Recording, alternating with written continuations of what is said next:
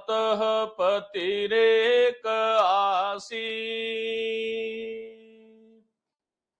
त्वदाधार पृथिवीं द्यामुते माम् कस्मै देवाय हविषा विधेम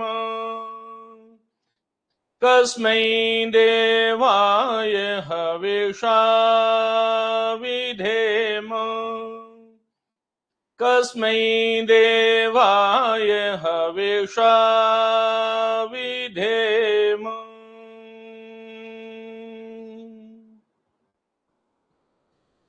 प्रिय साथियों, आप सभी का हार्दिक स्वागत अभिनंदन करता हूं। हम लोग उपन्यास श्रृंखला में आज आंचलिक उपन्यासों का जो क्रम है उसको हम लोग देख रहे हैं। ग्रामीण अंचल और उसकी सांस्कृतिक परंपराओं को आधार बना करके ग्रामीण अंचल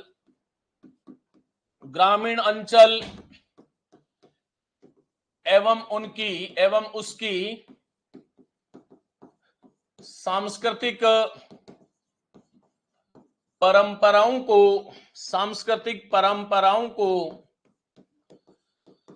आधार बनाकर स्थानीय भाषा में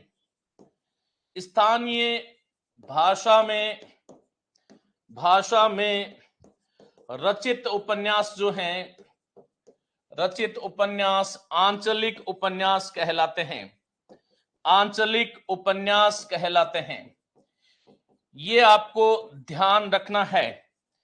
यहां पर एक चीज मैं आपको बताना चाहूंगा कि केवल किसी उपन्यास में यदि ग्रामीण संस्कृति का परिवेश चित्रित है, ग्रामीण संस्कृति ही चित्रित है, तो ये आवश्यक नहीं है कि उसको हम आंचलिक उपन्यास कहें। मेरी बात को ध्यान से सुनिएगा। आंचलिक उपन्यास वही होंगे जो ग्रामीण संस्कृति को, वहां की जो ग्रामीण की जो भाषा है, स्थानीय भाषा है, उसके आधार पर जो वर्णन किया जाए उसे हम आंचलिक उपन्यास कहते हैं। इस विधा की शुरुआत जो है, आपको ध्यान रखना है, फणीश्वरनाथ रेणु 1954 मेला अंचल से होती है। ये जो आंचलिक विधा के जो उपन्यास है जिसको हम बात कर रहे हैं कि ग्रामीण अंचल एवं उनकी सांस्कृतिक परंपराओं को आधार बना करके स्थानीय भाषा में लिखित उपन्यास जो हैं, इसमें हम बात करेंगे फणीश्वरनाथ रेणु, देवेंद्र सत्यार्थी, बात करेंगे नागार्जुन की, एक शैलेश मटियानी की बात करेंगे, रामदरस है, राही रजा है, विवेकी लाल है, श्रीलाल शुक्ल है, राजेंद्र अवस्थी है, और साथ ही एक गुलशेर खां जिसको हम शानी नाम से जानते हैं। उन सब का जो है हम आंचलिक उपन्यासों के अंतर्गत बात करने वाले हैं। प्रयास मेरा रहेगा कि ये व्याख्यान जो है आंचलिक उपन्यासों की दृष्टि से एक ही व्याख्यान में मैं इसको संपूर्ण करूं। आइएगा मेरे साथ सभी साथी, बहुत आनंद के साथ ये संध्या की वेला है और इसमें बहुत शानदार ढंग से आप सभी साथी इसको पढ़ेंगे। आइए मित्रों, पहली बात, आंचलिक उपन्यास किसे कहते हैं? यदि आपको कहे कि ऐसे उपन्यास जिनमें ग्रामीण अंचल की सांस्कृतिक परंपराओं का चित्रण हो, आंचलिक उपन्यास कहते हैं। यह अपूर्ण परिभाषा है, ये परिभाषा सही नहीं है, और इसलिए यह ध्यान रखना इसके साथ में स्थानीय भाषा भी होना चाहिए। मानी ग्रामीण परिवेश एवं ग्रामीण भाषा जो है उसका जो चित्रण जिसमें होगा उसे ही हम आंचलिक उपन्यास कहेंगे। उम्मीद करता हूं ये बात आपको समझ में आ गई। गुरुदेव में रू छोटा होता है, सीमा यादव, गुरुदेव होता है। देखिए, एक तो होता है गुरु, ये गुरु तो है जो आचार्य जिसको बोलते हैं, शिक्षक जिसको बोलते हैं, उपाध्याय जिसको बोलते हैं, आचार्य, शिक्षक, उपाध्याय। और एक होता है गुरु, जैसे गुरु वर्ण, तो ये रू बड़ा होता है, ये रू ह्रस्व होता है, आप जानते हैं ये रू बड़ा होता है। ये गुरु जो है इसका अर्थ होता है दीर्घ, जैसे गुरु वर्ण, दीर्घ वर्ण, बड़ा या फिर भारी, जैसे हम बोलते हैं गुरु शिखर, तो गुरु शिखर में रू बड़ा कीजिएगा लेकिन गुरु में छोटा कीजिएगा। आइएगा मित्रों, ये जो आंचलिक उपन्यास है इनका जो है शंकर जो है कह रहे हैं प्रणाम गुरुदेव, बिल्कुल वो वाला गुरुदेव जो है वो सही है। मित्रों, इसकी पृष्ठभूमि जानते हैं। स्वतंत्रता प्राप्ति के बाद आंचलिक उपन्यासों की एक विशिष्ट धारा, ऐसा नहीं है कि स्वतंत्रता प्राप्ति के पहले आंचलिक उपन्यास नहीं लिखे गए। हालांकि उस पृष्ठभूमि पर ग्रामीण परिवेश को लेकर के लिखे गए, लेकिन पहला उपन्यास तो 1954 में आता है, 1947 में स्वतंत्रता मिलती है। तो स्वतंत्रता प्राप्ति के बाद आंचलिक उपन्यासों की एक विशिष्ट धारा का प्रवर्तन जो है वो हिंदी उपन्यास साहित्य में एक नवीन उपलब्धि माना जाता है। आंचलिक उपन्यास में किसी जनपद या प्रदेश के अंचल विशेष की परंपराओं, रीति रिवाजों, लोक संस्कृति, उसकी बोलियों, उसके धार्मिक नैतिक आचार विचार और स्थानीय विशेषताओं का चित्रण किया जाता है। ये उपन्यास अंचल विशेष के जीवन, सत्यों और विकास संघर्षों को मूर्त रूप से सजीवता प्रदान करते हुए दिखाई देते हैं। तो पहली बात हमने ये करी कि ग्रामीण परिवेश होना चाहिए, ग्रामीण भाषा होनी चाहिए, और साथ ही हमने ये बात करी कि ये जो उपन्यास है इनका कालक्रम जो है स्वतंत्रता प्राप्ति के बाद, उससे पहले ग्रामीण अंचल को लेकर के तो लिखा गया, लेकिन उनको हम आंचलिक उपन्यास नहीं कह सकते, क्योंकि उसमें स्थानीय भाषा जो है उसका कहीं ना कहीं जो है प्रयोग वैसा नहीं होता है जैसा आंचलिक उपन्यासों में होना चाहिए। तो यहां पर आपको यह ध्यान रखना है कि स्वतंत्रता प्राप्ति के बाद आंचलिक उपन्यासों की एक विशिष्ट धारा का विकास ही जो है उपन्यास जगत की सर्वथा नवीन उपलब्धि है। आंचलिक उपन्यास में किसी जनपद या प्रदेश विशेष के अंचल विशेष जो होता है उसकी जो परंपराएं हैं, रीति रिवाज है, लोक संस्कृति है, बोलियां, धार्मिक नैतिक आचार विचार, स्थानीय विशेषताओं का चित्रण इसमें होता है। सर आज मैं गांव आ गई इसलिए मैं आज क्लास नहीं ले सकती। सीमा यादव कोई बात नहीं, फुल स्क्रीन करके आनंद लेते हुए लाइव क्लास, हाँ बिल्कुल जो है फुल स्क्रीन कीजिएगा। ये आनंद बहुत बड़ी चीज है। यदि आनंद, नंद का मतलब होता है प्रसन्न होना, आप पूरी हृदय से जब मन बुद्धि चित्त अहंकार सब प्रसन्न हो जाए उसी को हम आनंद बोलते हैं। और आनंद के साथ किया गया जो कृत्य है वह कभी भी निष्फल नहीं होता, यह आपको ध्यान रखना है। आइएगा, तो ये बात हो गई। प्रिय मित्रों, प्रमुख उपन्यासकार कौन कौन से हैं? कई बार ये आता है कि आंचलिक उपन्यासकारों का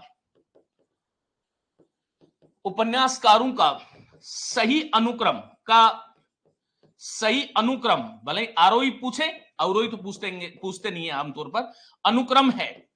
तो यहां पर आपको यह ध्यान रखना है कि सबसे महत्वपूर्ण व्यक्ति तो है फणीश्वर नाथ रेणु, जो कि 1921 से 1977 के बीच में इस भारत भूखंड के यात्री रहे हैं। लेकिन पहला इसमें कालक्रम से हम देखें तो देवेंद्र सत्यार्थी जो है 1908 से 2008 तक, देवेंद्र सत्यार्थी भी बड़े नाम है और हिंदी में यात्री नाम से जो है इनका चित्रण हमें मिलता है।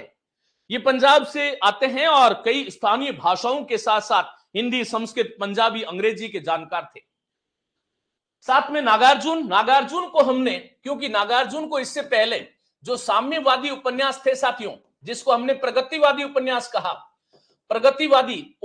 कहा, साम्यवादी उपन्यासों में नागार्जुन को पढ़ा चुका हूं और इसलिए आज मैं यहां पर नागार्जुन को नहीं पढ़ाऊंगा, नागार्जुन को पढ़ा चुका हूं, ध्यान रखिएगा, पढ़ा चुका हूं और इसलिए यहां पर बात नहीं करेंगे। लेकिन यह इसलिए लिखा गया है क्योंकि यह प्रश्न आपको करना है, आंचलिक उपन्यासों का सही अनुक्रम, उपन्यासकारों का सही अनुक्रम क्या है? तो देवेंद्र जो है वो देवेंद्र नाग के फण के साथ विवेकी राय के साथ राम से मिलने गया। कैसे भी आप जो है इसका अनुक्रम बना लीजिएगा। सेटिंग मुझे आती नहीं, आप लोग जानते हैं मेरे स्वभाव को। फर्स्ट पेपर के लिए कोर्स बताओ, बहुत अच्छी फैकल्टी है, आप लोग यूट्यूब पे सुन रहे हैं, चाहे मैथ्स हो, साइंस हो, अंग्रेजी हो, चाहे जो है आपका कोई भी जीके वाला पार्ट हो, और संपूर्ण कोर्स इसके साथ में उपलब्ध करा रखा है मैंने। सर विज्ञापन कब तक आएगा? आचार संहिता 8 तारीख के आसपास लग जाएगी और उससे पहले विज्ञापन मिल जाएगा, मस्त रहिएगा। अब सुनो, पहले इसको पढ़ो। देखो अभी बात हो रही थी ना आनंद की, तो आनंद कब आएगा? जब देवेंद्र जो है वो नाग रूपी फण के साथ में विवेकी से मिलने के लिए राम के साथ में गया। कैसे भी इसको याद कर लीजिएगा बस, देवेंद्र सत्यार्थी, नागार्जुन, फणीश्वर नाथ रेणु, विवेकी राय, रामदरस मिश्र, श्रीलाल शुक्ल, बहुत महत्वपूर्ण है साथियों। 1925 से 2011, राही मासूम रजा 1927 से 1992, राजेंद्र अवस्थी त्रिशित उपनाम है, शैलेश मटियानी और शानी जो है इसका वस्तुतः गुलशेर खां नाम है, गुलशेर खां, लेकिन ये सानी के रूप में प्रसिद्ध है, गुलशेर खां शानी, ऐसे नाम है इनका, चलेगा। पुस्तकों में केवल शानी नाम मिलता है। तो मुझे उम्मीद है कि राजेंद्र अवस्थी हो गया ना, हाँ ओके। तो ये उपन्यासकार जो है मुख्य है। अब इसमें भी यदि आप कहें कि सर बहुत महत्वपूर्ण कौन कौन से हैं, नागार्जुन को हम पढ़ चुके हैं इसलिए महत्वपूर्ण वैसे ही है, फणीश्वर नाथ रेणु महत्वपूर्ण होंगे, श्रीलाल शुक्ल बहुत महत्वपूर्ण होंगे, ये आपको ध्यान रखना है, और जो है शैलेश मटियानी भी महत्वपूर्ण है, तो ये आपको ध्यान रखना है। एक बार फिर से देखिएगा, देवेंद्र सत्यार्थी, नागार्जुन, फणीश्वर नाथ रेणु, इस प्रकार से बोलो, देवेंद्र सत्यार्थी, नागार्जुन, मेरे साथ बोलो, देवेंद्र सत्यार्थी, नाग, फण। तो देवेंद्र सत्यार्थी, नागार्जुन, फणीश्वर नाथ रेणु, कहां, विवेकी, तो विवेकी राय फिर किससे मिलने गए, रामदरस मिश्र से मिलने गए, और वहां कौन थे, श्रीलाल शुक्ल थे, एक मासूम थे जिसका नाम था राही मासूम रजा, जो कि राजेंद्र अवस्थी त्रशित के साथ बात कर रहे थे, और शैलेश मटियानी और शानी जो है, शानी मतलब गुलशेर खां जो है, उसको सुन रहे थे। जब मैया सर की क्लास शुरू होगी तब आनंद ही आनंद है, चलिएगा। तो आइए मित्रों, बिल्कुल उसी भाव के साथ अंत तक मेरे साथ आप लोगों को बने रहना है, और इस भाव से रहना है कि एक बार हम पूरे तथ्य पढ़ लें। मैं उम्मीद करता हूं कि यहां से एक प्रश्न, चाहे आप किसी भी परीक्षा की तैयारी कर रहे हैं, आपको आवश्यक रूप से मिलने वाला है। एक बार फिर देखेंगे, मेरे साथ बोलो, देवेंद्र, नागार्जुन, फण, विवेक, रामदरस, श्रीलाल, राही, राजेंद्र, शैलेश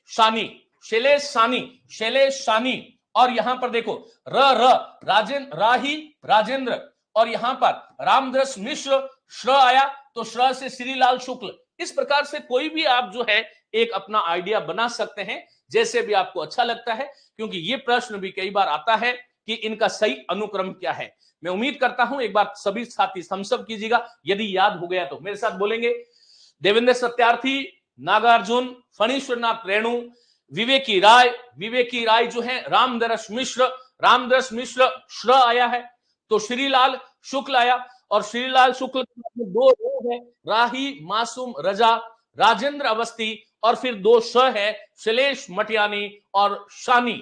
तो ये मुझे उम्मीद है कि आपको याद हो गया। यहां पर दो र हैं, यहां पर दो श है, यहां पर श्र आया, ये श्री कर लोगे, और बाकी देव, नाग, फण और विवेक याद रख लेंगे। चलिएगा एक बार फिर से, देवेंद्र, नागार्जुन, फणीश्वर, विवेकी, रामदरस, श्रीलाल, राही, राजेंद्र, शैलेश और शानी। आइएगा, सबसे पहले हम शुरुआत जो है, ये देखो इनका अनुक्रम तो ऐसे है, अनुक्रम तो देवेंद्र सत्यार्थी से शुरू हो रहा है, क्योंकि 1908 में आए थे ये धरती पर, लेकिन हम पहले पढ़ किसको रहे, फणीश्वर नाथ रेणु। और फणीश्वर नाथ जो है, उनका जन्म है 1921 और 1977 तक जो है इनकी जीवन काल रहा है। जन्म 1921 ईस्वी में फॉरबिसगंज है, अरिया जिला, बिहार में हुआ, और निधन 1977 ईस्वी में हो गया। चलिएगा, कबीर ग्रंथावली में पदावली के पद 4 का शब्दार्थ और भावार्थ नहीं दिया गया है। पता नहीं बेटा, एक का नहीं है तो मुझे माफ कर दो ना यार, आप बड़े लोग हो। गुरुदेव, आपके द्वारा प्रत्येक शब्द का अर्थ बताना, प्रत्येक शब्द को महत्व देना मुझे बहुत अच्छा लगता है। चलेगा शंकर शर्मा, तो जो है चलिएगा। तो यहां पर फॉरबिसगंज, देखो फ से याद रख लो, फॉरबिसगंज कौन सा जिला, अरिया जिला, और जो है ब आ रहा है तो बिहार, और निधन 1977, तो 21 से लेकर के 77 तक इनका जीवन काल था।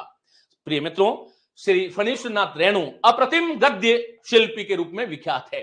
अप्रतिम अर्थात जिसके समान कोई दूसरा नहीं है, अप्रतिम है, अप्रतिहत, अप्रतिम जो है गद्य शिल्पी के रूप में विख्यात है। सबसे बड़ी बात है कि गद्य रचनाएं हम पढ़ रहे हैं और गद्य शिल्पी के रूप में विख्यात है। इनकी ख्याति का सर प्रमुख कारण जो है इनके द्वारा लिखित जो पहला आंचलिक उपन्यास था, पहला आंचलिक उपन्यास जो था, बोलो कौन सा था, मेला आंचल जो था, वो आपको ध्यान यहां पर रखना है। तो ये जो है मेला आंचल जो है इनका पहला उपन्यास है, जो 1954 में ये प्रकाशित हुआ था, ये आपको ध्यान रखना है। और 1954 में प्रकाशित हुआ मेला आंचल के प्रकाशन से हिंदी उपन्यास के इतिहास में एक नई परंपरा की शुरुआत हुई, और निश्चित ही ये उपन्यास अपनी रचना दृष्टि और शिल्प की मौलिकता में अनुपम है। यह हिंदी का प्रथम आंचलिक उपन्यास है। अब यहां पर आपको यह ध्यान रखना होगा कि आंचलिक उपन्यास में जो अभी हमने ये बात करी थी, देवेंद्र, नागार्जुन, फणीश्वर, विवेकी, रामदरस, श्रीलाल, राही, मसूम रजा, राजेंद्र, शैलेश और शानी, इनके साथ में डॉक्टर नगेंद्र साहब जो है अपनी पुस्तक में केवल फणीश्वरनाथ रेणु को ही पहला हिंदी का आंचलिक जो है एकमात्र आंचलिक उपन्यासकार मानते हैं। देखो, विश्व का पहला जो है विश्व का पहला आंचलिक उपन्यास कौन सा था? एक व्यक्ति है जिसका नाम है हाइड्रिक, और ये हाइड्रिक जो है वो कहां के, क्या जानते हैं आप लोग? बताइएगा मुझे। विश्व का पहला आंचलिक उपन्यास जो है हाइड्रिक जर्मनी में है और जर्मनी से है, और ये विश्व का पहला आंचलिक उपन्यास इनके द्वारा लिखा गया था और नाम था ट्रामेर। क्या नाम था? ट्रामेर। ये विश्व का पहला आंचलिक उपन्यास है। विश्व का पहला आंचलिक उपन्यास इसे माना जाता है। पहला आंचलिक उपन्यास हाइड्रिक जर्मनी के हैं। विश्व का पहला आंचलिक उपन्यास इसको माना जाता है, यह आपको ध्यान रखना है। चलेगा। इनका समय जो है ना 1908 से लेकर के 1974 तक माना जाता है, और ये जो कालखंड है इसी में फणीश्वरनाथ रेणु आते हैं। तो कहीं ना कहीं हाइड्रिक जर्मनी के जो थे, ट्रॉमेर, जिन्होंने लिखा था पहला आंचलिक उपन्यास विश्व का माना जाता है, इनकी प्रेरणा इन पर समझी जाती है, यह आपको ध्यान रखना है। कबीर ग्रंथावली पर 4 का शब्दार्थ भावार्थ नहीं दिया गया है, कर लेंगे बेटा, है ना? लोकेश चौधरी, मैं लिख लेता हूं, चलो, लेकिन पढ़ा तो चुका हूं ना बेटा। कबीर ग्रंथावली पदावली के पद 4, लेकिन पढ़ा चुका हूं ना मैं। यदि नहीं दिया हुआ है तो कोई बात नहीं, पढ़ा तो चुका हूं मैं। चलो, तो ये बात हो गई। एक बार फिर से देखेंगे। 1921 ईस्वी में फॉरबिसगंज, अरिया जिला, बिहार, और निधन 1977 ईस्वी में। अप्रतिम गद्य शिल्पी के रूप में विख्यात है, और पहला आंचलिक उपन्यास जो है 1954 में इनका प्रकाशित हुआ, और मेला आंचल के प्रकाशन से हिंदी उपन्यास के इतिहास में एक नई परंपरा की शुरुआत मानी जाती है, और यह हिंदी का पहला आंचलिक उपन्यास है। हाइड्रिक जर्मनी के, जिनका काल 1908 से 1974 है, उनके द्वारा लिखा गया ट्रोमेर जो नोवेल है वो विश्व का पहला आंचलिक उपन्यास माना जाता है। नगेंद्र ने केवल फणीश्वरनाथ रेणु को ही आंचलिक उपन्यासकार माना है। प्रमुख उपन्यास कौन कौन से हैं, हम बहुत विस्तार से इसके बारे में बात करेंगे, ये आपको ध्यान रखना है। लोकेश, यदि पढ़ा चुका हूं और उसमें नहीं है तो एक बार देख लूंगा, बाकी आपके पास पुस्तक होनी चाहिए। सेकंड ग्रेड या फर्स्ट ग्रेड सब में मैंने भावार्थ बहुत अच्छे से दे रखा है, उसको आप एक बार देखोगे तो आपको हो जाएगा। चलेगा मित्रों, यहां पर पहली बात करेंगे मेला आंचल। मेला आंचल, देखो मैंने आपको बता दिया था कि शिव पूजन सहाय का जो देहाती दुनिया है, जो स्मृति शैली में लिखा गया हिंदी का पहला उपन्यास है, एनसीईआरटी में उसको पहला आंचलिक उपन्यास माना गया, वो गलत है, ये आपको ध्यान रखना है। चलिएगा, तो मेला आंचल 1954 ईस्वी। शिल्प की दृष्टि से इस उपन्यास में एक के बाद एक घटना घटित होकर पुनः नई घटना प्रारंभ हो जाती है। इस उपन्यास के प्रकाशन के बाद इसकी प्रथम समीक्षा आचार्य नलिन विलोचन शर्मा, आप जानते हैं सब इसके व्यक्ति के विषय में, ने मेला आंचल की समीक्षा इस नाम से प्रकाशित कराई थी, यह आपको ध्यान रखना है। नलिन विलोचन शर्मा। नलिन विलोचन शर्मा कहते हैं कि मेला आंचल हिंदी में गोदान के बाद दूसरा श्रेष्ठ उपन्यास है, यह महत्वपूर्ण रखेंगे। चलेगा। डॉक्टर रामचंद्र तिवारी जो हैं वो कहते हैं कि मेला आंचल प्रेमचंद के बाद जो है ग्रामीण जीवन को उसकी संबद्धता के रूप में चित्रित करने वाला एक सशक्त उपन्यास माना जाता है। कौन कौन सी है बताने का कष्ट करें बेटा, अभी बात नहीं करूंगा बीच में, है ना। प्रश्न संचय का मिल जाएगी क्या? अभी नहीं मिलेगी, मैंने उसको अभी नया नहीं आया है, उसमें नया संस्करण आ रहा है और बहुत कुछ उसमें डाल रहा हूं। चलेगा, आपसे बहुत कुछ सीखा है। किस प्रकार के प्रश्न पूछे जाएंगे इसमें? राजेंद्र सिंह बेटा, ऐसा प्रश्न आएगा, देख सुन, यहां से शुरुआत करेंगे। कोई नहीं, हमें जल्दबाजी नहीं है, आप लोग संतुष्ट नहीं होंगे तो फिर मेरा इसमें कोई मतलब नहीं है। आपसे प्रश्न यह कर लिया कि आंचलिक उपन्यास किसे कहते हैं, तो यहां पर आपको ध्यान रखना होगा ऐसे उपन्यास जिनमें ग्रामीण अंचल की सांस्कृतिक परंपराओं का वर्णन तो हो, लेकिन किस में हो? स्थानीय भाषा में हो, उसे हम आंचलिक उपन्यास कहते हैं। फिर एक प्रश्न ये आता है कि आंचलिक उपन्यासकारों का सही अनुक्रम क्या है, तो ये याद करके रखना बेटा। फिर उसके बाद में जो है ये पूछा जा सकता है फणीश्वरनाथ रेणु जो है उनका जन्म कहां हुआ, तो फॉरबिसगंज, अरिया जिला, बिहार में हुआ। कब हुआ? 1921 में। निधन कब हुआ? 1977 में हुआ। बात समझ में आ गई? पहला उपन्यास कौन सा है आंचलिक? मेला आंचल। कब प्रकाशित हुआ? पूछा जा सकता है। 1954 में। डॉक्टर नगेंद्र ने जो है वो किसको एकमात्र आंचलिक उपन्यासकार माना है? तो फणीश्वरनाथ रेणु को माना है। एक एक लाइन प्रश्न है। फिर मेला आंचल जो है उसमें आपको यह ध्यान रखना है कि किसने मेले आंचल को हिंदी में गोदान के बाद दूसरा श्रेष्ठ उपन्यास कहा है? तो नलिन विलोचन शर्मा है। फिर रामचंद्र तिवारी क्या कहते हैं? यह भी बहुत महत्वपूर्ण है, ध्यान रखिएगा। ग्रामीण उपन्यास है क्या? बिल्कुल बेटा, ग्रामीण उपन्यास है सर। मैंने कोर्स लेने से पहले मनोज कुमार मिश्रा सर की बुक खरीद ली थी। बेटा अब आप देख लीजिएगा। खैर जो भी है चलेगा। जन्म 1911 ईस्वी गलत है। देखो प्रियंका, पहली बात तो बेटा निर्णय मत सुनाया करो। 1911 जन्म है, लेकिन जो प्रामाणिक पुस्तकें हैं उसमें 1910 ही है। मुझे याद रहा तो कल उसकी फोटो को भी दिखा दूंगा आपको, और हो सकता है अभी दिखा दूं। नगेंद्र या 20 मिनट विघ्न हो जाएगा। मैं जानता हूं 1911 लिखा हुआ है, लेकिन प्रामाणिक पुस्तकों में 1910 है। एक बात का यकीन रखिए, जब कभी भी मैं आपसे मिलने आता हूं अर्थात पढ़ाने आता हूं, उससे पहले कोई भी कंटेंट को 10 बार देखता हूं, गाइड से नहीं, किसी पुस्तकों से मिलाता हूं, कहां पर किसको हम। क्योंकि सबसे बड़ी बात जो है, देखिए गद्य साहित्य में आप लोगों ने बात छेड़ दी। गद्य साहित्य में हम रामचंद्र तिवारी को प्रामाणिक मानते हैं, लेकिन उनकी तिथियों में भी बहुत गड़बड़ झाला है। तो फिर हम क्या करते हैं? एनसीईआरटी में जाते हैं, फिर एनसीईआरटी वाली को मिलाते हैं, फिर वृहद हिंदी साहित्य का जो वृहद इतिहास है उसको हम खोजते हैं, फिर हम जो है आपका जो काव्य शास्त्र कोश है उसमें देखते हैं, हिंदी साहित्य कोश है उसमें देखते हैं, फिर उसके बाद में ये तिथियां निर्धारित करते हैं। ये आपको ध्यान रखना है। तो बिल्कुल आप निश्चिंत रहिएगा। जैसे निराला जी के जन्म को लेकर के भी जो है अलग अलग तिथियां हैं, आप लोग जानते हो। तो रामचंद्र तिवारी जो है वो फणीश्वरनाथ रेणु के जो मेला अंचल है उसके बारे में क्या कहते हैं? बात बहुत महत्वपूर्ण है। वो कहते हैं कि मेला अंचल प्रेमचंद के बाद ग्रामीण जीवन को उसकी समग्रता में चित्रित करने वाला एक सशक्त उपन्यास है। इस आंचलिक उपन्यास का नायक कोई पात्र न होकर अंचल विशेष में है, अर्थात ये कहां है? मेरीगंज में है। ये आपको ध्यान रखना है मित्रों। मेला आंचल जो है वो आपके शायद उसमें पाठ्यक्रम में भी है, ये आपको ध्यान रखना है। इस उपन्यास में कौन सा जिला है? पूर्णिया जिला है। और पूर्णिया जिले कहां आता है? बिहार में। और उसका जो है कौन सा अंचल है? मेरीगंज अंचल है। 1945 से लेकर के 1948 ये 3 वर्षों के बीच में इस मेरीगंज अंचल में राजनीतिक, सामाजिक, धार्मिक और आर्थिक जीवन को केंद्र में रखकर इस उपन्यास की रचना की गई है। तो कथा वस्तु यदि आपसे पूछ ले तो पहले तो आपको यह ध्यान रखना है कि ये जो है पूर्णिया जिले की कथा है। पूर्णिया जिले जो है और उसमें एक गांव है मेरीगंज।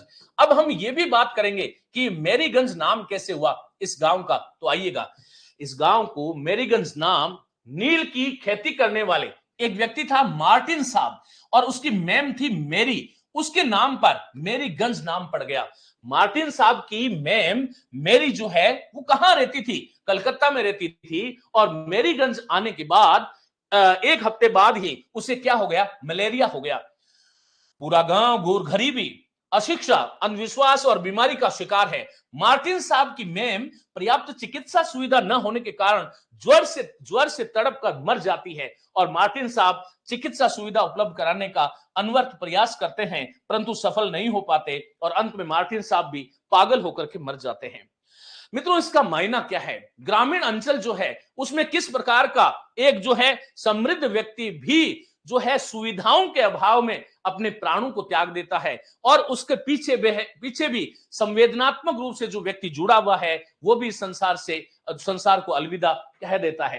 तो ये जो है कुल मिलाकर के जो उसकी गरीबी है, जो अशिक्षा है, जो गांव में अंधविश्वास है, जो बीमारी है, और उसके कारण जो व्यक्ति जो है अपने प्राण गंवा देते हैं, उसका बहुत सुंदर चित्रण इसमें किया गया है।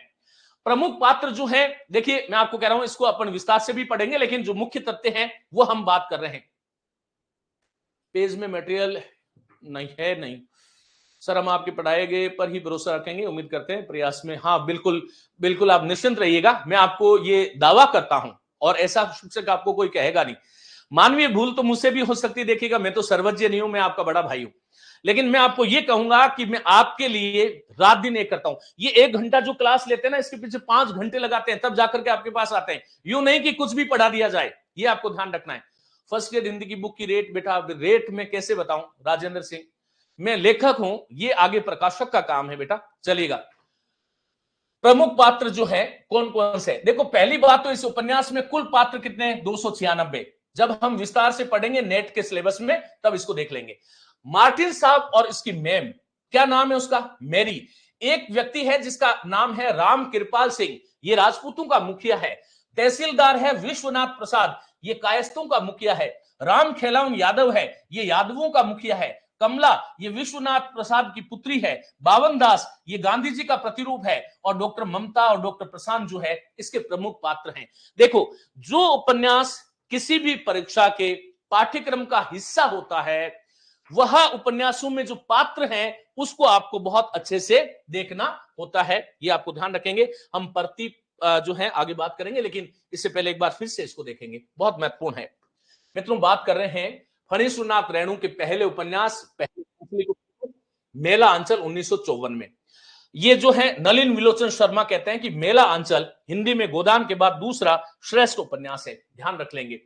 रामचंद्र तिवारी कहते हैं कि प्रेमचंद के बाद ग्रामीण जीवन है उसकी समग्रता में चित्रित करने वाला कोई सशक्त उपन्यास है तो वो मेला अंचल है, ये आपको ध्यान रखना है। और मेला अंचल जो है इस आंचलिक उपन्यास का नायक कोई पात्र न होकर, कोई पात्र नहीं है, ये अंचल विशेष है, अर्थात इसका पात्र, इसका नायक कौन है, मेरीगंज गांव जो है इसका नायक है, ये आपको ध्यान रखना है। अब इस उपन्यास में क्या बता दिया कि पूर्णिया जिला है बिहार, और उसमें मेरीगंज जो है उसमें 1945 से 1948 के मध्य जो राजनीतिक, जो सामाजिक आर्थिक जीवन जो था उसको केंद्र में रख करके ये मेला अंचल लिखा गया है। इस गांव का नाम मेरीगंज क्यों पड़ गया, क्योंकि नील की खेती करने वाले मार्टिन साहब थे और उनकी मैम थी मेरी, उन्हीं की मैम के नाम के आधार पर इसका नाम मेरीगंज हो गया। मार्टिन साहब की जो मैम थी मेरी, वो कहां रहती थी, कलकत्ता में रहती थी। वो वहां से एक जो है मेरीगंज गांव में आती है और एक हफ्ते बाद उसको मलेरिया हो जाता है। पूरा गांव जो था मित्रों गरीबी, अशिक्षा और अंधविश्वास में डूबा हुआ था, बीमारियां आम थी। मार्टिन साहब की मैम जो थी उसको पर्याप्त चिकित्सा सुविधा नहीं मिली और वो तड़प तड़प करके मर जाती है, और मार्टिन साहब चाहते हुए भी उसको चिकित्सा सुविधा उपलब्ध नहीं करा पाए, ये आपको ध्यान रखना है।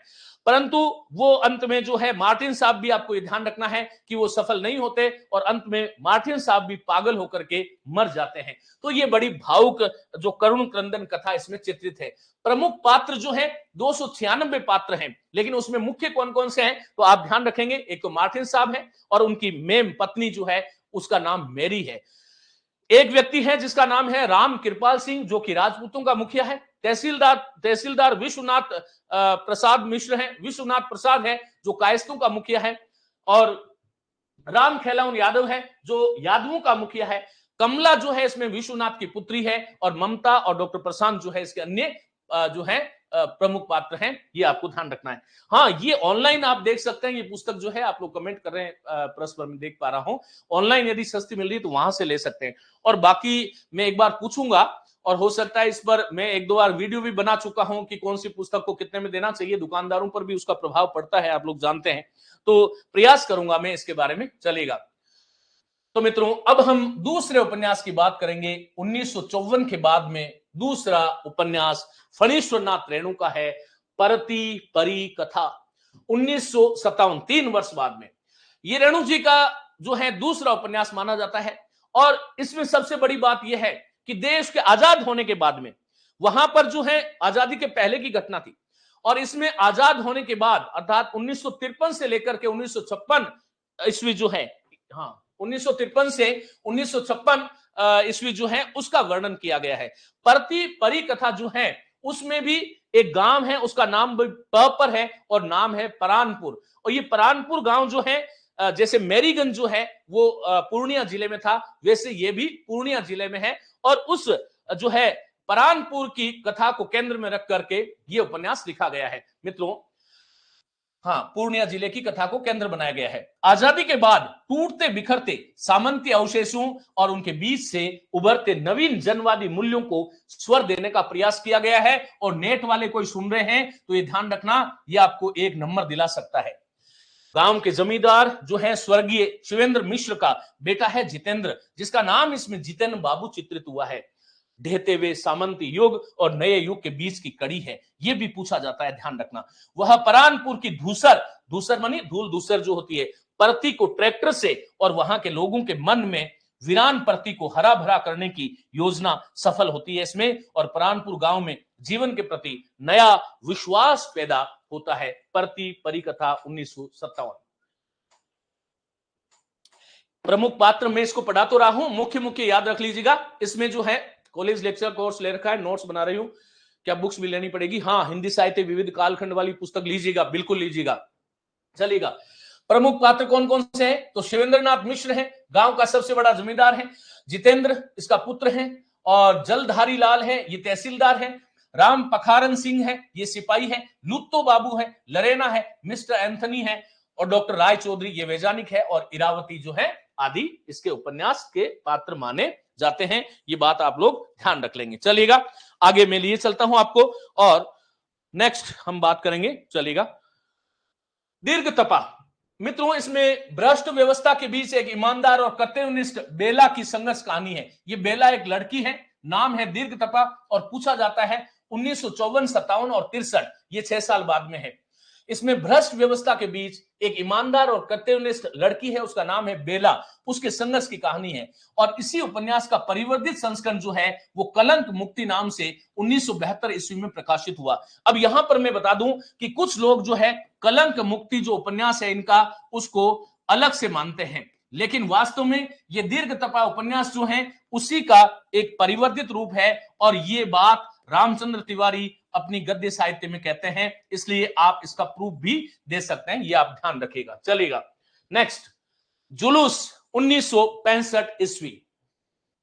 जुलूस जो है देखो, पहला कौन सा था याद करो, मेला अंचल, दूसरा परती परिकथा, फिर जो है कौन सा हो गया दीर्घ तपा, और फिर क्या है जुलूस 1965। चलेगा 54, 57, 63, 65।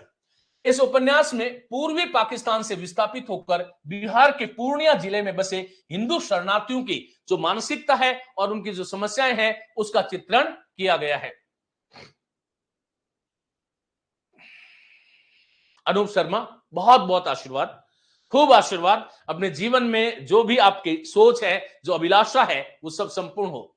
कॉलेज लेक्चर वाली बुक है वह तो अब आएगी ना। कॉलेज लेक्चर की पुस्तक आ गई बेटा, सेकंड पेपर की पूरी कंप्लीट पुस्तक आ गई है। चलेगा हाँ मित्रों, अभी बेटा जो है ना राजू पूछ रहा है, लेकिन मैं आपके प्रश्न का उत्तर नहीं दे पाऊंगा। चलेगा, तो ये जुलूस की बात कर रहे हैं 1965 में। देखो इसको जब आप वापस देखोगे ना मेरे इस व्याख्यान को, तो आपको खुद को अजीब लगेगा कि सर बिल्कुल डिस्कनेक्ट कर रहे हैं। तो इसलिए बीच में कोई प्रश्न आप मत करो, हाँ इससे संबंधित कोई चीज समझ में नहीं आ रही तो उसको करो। चलेगा, जुलूस जो है इस उपन्यास में पूर्वी पाकिस्तान से विस्थापित होकर के जो बिहार का पूर्णिया जिला है उसमें जो हिंदू शरणार्थी आ गए थे, आकर के बस भी गए थे, उनकी जो मानसिकता है और जो अपना शहर छोड़ने की और उसकी जो समस्या है उसका चित्रण किया गया है। एक स्थान पर डाउट है, आपके वर्ड ऐप पर अभी सुधा भेजूंगा, सर जवाब दे दीजिएगा। हाँ बिल्कुल जो है भेजिएगा। प्रमुख पात्र कौन कौन से हैं? पवित्रा है, शरणार्थियों में एकमात्र सुशिक्षित और संस्कृत ब्राह्मण कन्या है, पवित्रा नाम है उसका, ध्यान रखना। अब ये पूछा जाता है, किसी बच्चे ने भी पूछा कि कैसा प्रश्न आता है, आपसे पूछा जा सकता है कि भाई फणीश्वरनाथ रेणु के कौन से उपन्यास की पात्र पवित्रा है? तो पवित्रा जो है जुलूस की है। काशीनाथ चटर्जी है मित्रों, वो पवित्रा के पिता है, और विनोद कासिम और नरेश वर्मा अन्य पात्र हैं। कितने चौराहे, ये भी बहुत महत्वपूर्ण है 1966 में। देखो फिर से आपको जो है 54, 57, 63 और 63 के बाद में 65 और 65 के बाद में एक वर्ष बाद में 66। तो इसका कथानायक कौन है? मनमोहन। अब यह भी पूछा जा सकता है कि किस उपन्यास का जो कथानायक है वो मनमोहन है। तो ध्यान रखिएगा, कितने चौराहे के माध्यम से स्वाधीनता की महिमा का चित्रण किया गया है। प्रश्न तो यह भी आता है कि किस उपन्यास में स्वाधीनता की महिमा का चित्रण किया गया है, तो कितने चौराहे। मित्रों, रेणु जी ने आजादी के लिए संघर्ष करने और अपना बलिदान देने वाले युवकों को केंद्र में रखकर आज के किशोरों में देश प्रेम, सेवा भाव, त्याग आदि आदर्शों को स्थापित करने हेतु इस उपन्यास की रचना की है। प्रमुख पात्र जो हैं वो आप याद रख लो। मनमोहन है प्रतिभाशाली छात्र, प्रियव्रत शरबतिया है विधवा, प्रियव्रत है शरबतिया है इसमें विधवा, सुंदर साय है शरबतिया का पति, साइमन कमीशन का विरोध करते हुए ये शहीद हो गया था, और गुनी जी जगमोहन है मनमोहन का छोटा भाई है, और पुष्पी जो है मनमोहन की छोटी बहन है। पलटू बाबू रोड है, पलटू बाबू रोड 1979 79 का है। 90 प्रश्नों का छोटा सा उपन्यास है, यह भी आपको ध्यान रखना है। इसमें पूर्णिया जिले के पलटू बाबू रोड कस्बे का वर्णन इसमें किया गया है और इस उपन्यास में आजादी के शासन में फैलते भ्रष्टाचार को उजागर किया गया है। सबसे बड़ी बात यह भी पूछा जाता है, राम रतन राय, ये इनका उपन्यास जो है 1971 में इन्होंने लिखना आरंभ किया था, लेकिन ये पूर्ण नहीं कर सके थे। ये आपको ध्यान रखना है। स्मरणीय पंक्ति आप कैसे भी बना लेना, मेले में कितने चौराहों पर दीर्घ रोड पर जुलूस निकलता है। तो कुल मिलाकर के इनके 7 उपन्यास आपके सामने हैं। एक बार हम जो है फटाफट इसका रिवीजन कर लेते हैं। आइएगा मित्रों, यहां से हमने शुरुआत की थी। फणीश्वरनाथ रेणु जो है फोरबिसगंज 1921 से 1977 तक ये रहे। नगेंद्र ने फणीश्वरनाथ रेणु को ही एकमात्र आंचलिक उपन्यासकार माना है, ये आपको ध्यान रखना है। पहली बात इनके बारे में बात हो गई। मेला अंचल 1954 में है, याद रख लोगे। नलिन विलोचन शर्मा जो है वो गोदान, जो मुंशी प्रेमचंद का उपन्यास है, उसके बाद में उसको दूसरा श्रेष्ठ उपन्यास कहते हैं, ये भी बात पूछी जा सकती है। रामचंद्र तिवारी ने कहा है कि प्रेमचंद के बाद ग्रामीण जीवन और उसकी संस्कृति का समग्रता से चित्रित करने वाला उपन्यास जो है ये मेला अंचल है। और इस उपन्यास का नायक कोई पात्र नहीं होकर के अंचल विशेष है, अर्थात मेरीगंज गांव है, ये भी बहुत महत्वपूर्ण है। 296 इसमें टोटल पात्र हैं। आगे हम यहां पर बात कर रहे थे। मार्टिन साहब, मेरी, राम कृपाल सिंह, तहसीलदार विश्वनाथ प्रसाद, राम खेलावन यादव, ये सब याद रखना है। कमला, बावन दास, डॉक्टर ममता, डॉक्टर प्रशांत, ये इसकी कथा है जिसके बारे में हमने 2 बार बात कर ली। परती परी कथा है 1957 ईस्वी में है साथियों, इसके बारे में आप ध्यान रखना। और ये प्रमुख पात्र की याद करने की आवश्यकता नहीं है। दीर्घ तपा है 1963 में है, ये ध्यान रखोगे। फिर उसके बाद में जुलूस 1965 में है। कितने चौराहे 1966 में है, ये आप ध्यान रखेंगे। एक बात महत्वपूर्ण यह है कि दीर्घ तपा जो है उसी का परिवर्तित संस्करण जो है कलंक मुक्ति के नाम से प्रकाशित हुआ था, ये भी आप ध्यान रखेंगे। और कितने चौराहे हैं, कितने चौराहे जो है उसमें मनमोहन के माध्यम से स्वाधीनता की महिमा का चित्रण किया गया है। प्रमुख पात्र याद करने की जरूरत नहीं है। पलटू बाबू जो है ये भी एक गांव है, उसका वर्णन है। और राम रतन राय जो है ये 7 ही इनके उपन्यास है। मुझे उम्मीद है कि आपने बहुत अच्छे से इसको याद कर लिया है। इस टाइम नहीं ले पाती क्लास, कोई नहीं, वीडियो और बुक पढ़ें या नोट्स बनाना जरूरी है? कोई जरूरी नहीं है नोट्स बनाना। आज तक हमने हमारे नोट्स पढ़े हैं क्या? मुझे ये बताइएगा, ये जितने भी साथी मुझे अभी सुन रहे हैं, मुझे बताइएगा, हम जो नोट्स लिखते हैं क्या हम पढ़ पाते हैं क्या? 90% विद्यार्थी नहीं पढ़ पाते। इसलिए याद कीजिएगा, पुस्तक सामने रखिएगा, जहां पर जो चीज कह रहा हूं उसको अंडरलाइन कीजिएगा। क्लास ले रहे हो, ये फर्स्ट ग्रेड वाली न्यू बुक में पूरी डिटेल से नहीं है, अलग से नोट्स बनाए क्या? हाँ, जो चीजें देखो बुक में नहीं है उसका आपको नोट्स बनाना पड़ेगा साथियों, ये आपको ध्यान रखना है। चलिएगा नेक्स्ट लिए चलता हूं। और अब हमारे प्रिय रामदरस मिश्र है। जन्म 1924 में, 21 के बाद में हुआ है, 21 का उनका 24 में, इनका 24 में हुआ है। डूमरी है गोरखपुर में, उत्तर प्रदेश में इनका जन्म हुआ। चलेगा, निधन तिथि अभी तक आई नहीं है। चलेगा, पानी की प्राचीर 1961, जल टूटता हुआ 1969, सूखता हुआ तालाब 1972, रात का सफर 1976, अपने लोग 1976, आकाश की छत 1989, और जो है बिना दरवाजे का मकान 1984, दूसरा घर 1986, थकी हुई सुबह 1993, 20 बरस 1996, परिवार इनका अंतिम उपन्यास माना जाता है, यह आपको ध्यान रखना है। अब यहां पर देखो, पानी की प्राचीर और जल टूटता हुआ मिश्र जी के प्रमुख आंचलिक उपन्यास है, यह आपको ध्यान रखना है। जल टूटता हुआ, तो एक तो ये महत्वपूर्ण करोगे, एक ये महत्वपूर्ण करोगे, बिना दरवाजे का मकान महत्वपूर्ण करोगे, 20 बरस महत्वपूर्ण करोगे, तो ये महत्वपूर्ण है। एक बार फिर से इसको देख लीजिएगा मित्रों, पानी की प्राचीर, जल टूटता हुआ, सूखता हुआ तालाब, रात का सफर, अपने लोग, आकाश की छत, बिना दरवाजे का मकान, दूसरा घर, थकी हुई सुबह, 20 बरस और परिवार। मैं इसमें आपको एक छूट देता हूं, हिंदी का क्या पुराना नया जो आपने पढ़ी है दोबारा पढ़े अच्छे से। चलिएगा, एक बात मैं आपको कहूंगा कि इसके बाहर आपको कुछ पढ़ने की जरूरत नहीं है। दूसरी बात, इसमें भी मैंने आपको महत्वपूर्ण कर दिया, पहली बार में तो पूरा पढ़ना चाहिए। कोई भी विषय वस्तु जो आपके सामने आती है पहली बार में पूरा पढ़े। फिर जहां पर रामदरस मिश्र नाम आएगा, ये 3 नाम आपके सामने आ जाने चाहिए। पानी की प्राचीर है, जल टूटता हुआ है, बिना दरवाजे का मकान है, और 20 बरस 1996। तो ये 4 उपन्यास जो है ये महत्वपूर्ण है, इसको महत्वपूर्ण करोगे। अब आइएगा, पानी की प्राचीर और जल टूटता हुआ मिश्र जी के प्रमुख आंचलिक उपन्यास है। ये एक तथ्य है, ये आपको ध्यान रखना है। जल टूटता हुआ उपन्यास जो है उत्तर प्रदेश के कछार अंचल की दम घोंटू समस्याएं जो है, जो विसंगतियां हैं, अभाव हैं, आंतरिक संदर्भों को तीव्रता से अभिव्यक्ति करने वाली एक सशक्त कृति मानी जाती है। बहुत महत्वपूर्ण है जल टूटता हुआ। आधुनिकीकरण और बाहरी सभ्यता के संक्रमण के बीच निरंतर बदल रहे गांव के विभिन्न आयामों को इस उपन्यास में उद्घाटित किया गया है। यह आप ध्यान रखेंगे। स्मरणीय पंक्ति आपके सामने है, चाहो तो याद कर लेना, चाहो तो अपनी बना लेना। चलो बात करेंगे देवेंद्र सत्यार्थी। आइएगा, फर्स्ट ग्रेड के लिए एमसीक्यू कब आएगी? 10 अक्टूबर को। बेटा मुझ पे दबाव मत दो, मैं आपको यह कह रहा हूं कि आप बिल्कुल निश्चिंत रहिएगा, विश्वास कीजिएगा। कौन व्यक्ति ये वाक्य बोल रहा है? मैं आपको एक एक चीज कराऊंगा और एक एक चीज दूंगा एग्जाम से पहले, बस ये ध्यान रखिएगा। भक्ति काल में पूरी क्लास नहीं मिल रही है। प्रियंका अग्रवाल, शायद आपको देखने में समस्या है, ऐसा नहीं है। मैंने छोटे से छोटे जो लेखक है, कवि है, जो भक्त कवि है, उनको वहां पर रेखांकित किया है। मुझे नहीं लगता कि आपको क्लास नहीं है। बेटा कौन सा कोर्स है? यदि कोई समस्या आती है तो आप अपनी जो समस्या है वो आप हेल्पलाइन नंबर पर दर्ज कराइएगा। वापस 24 घंटे बाद में पूछिएगा कि हमारी समस्या का समाधान हुआ कि नहीं हुआ। आपको समाधान मिल जाएगा, बिल्कुल निश्चिंत रहिएगा। बात करेंगे मित्रों, हम दो लोग पढ़ चुके हैं, फणीश्वरनाथ रेणु और रामदरस मिश्र।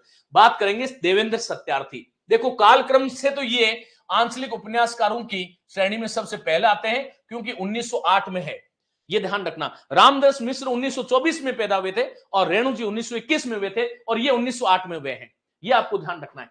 लोक यात्री उपनाम से ये प्रसिद्ध है। जन्म 1908 ईस्वी में भड़ोद जो है संगरूर जिला है, पंजाब में आता है, और निधन 2003 में इनका होता है। कौन कौन से उपन्यास है? तो रथ के पहिए है 1953 में, ये आप ध्यान रखेंगे। इस उपन्यास में मध्य प्रदेश की गोंड जनजाति के जीवन का चित्रण किया गया है, इसलिए आंचलिक उपन्यास है। कठपुतली इनका उपन्यास माना जाता है, 1954 ईस्वी में है। इस उपन्यास में रंगमंचीय